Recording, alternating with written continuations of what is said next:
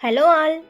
நடிகர்கள் ரஜினி அண்ட் கமல் இணைந்து நடித்த திரைப்படங்கள் என்னென்ன அப்படிங்கறத இந்த வீடியோல நாம பார்க்கலாம். அபூர்வ ராகங்கள் திரைப்படம், மூன்று முடிச்சு திரைப்படம்,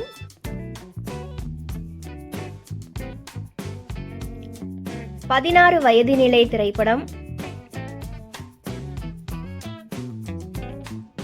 அவர்கள் திரைப்படம்,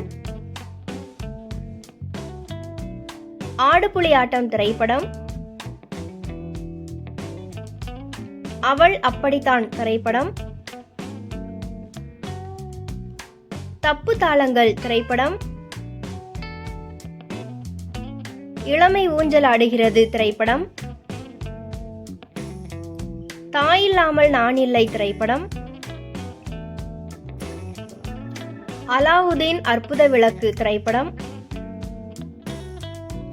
நினைத்தாலே இனிக்கும் திரைப்படம், தில்லுமுள்ளு திரைப்படம், உருவங்கள் மாறலாம் திரைப்படம்.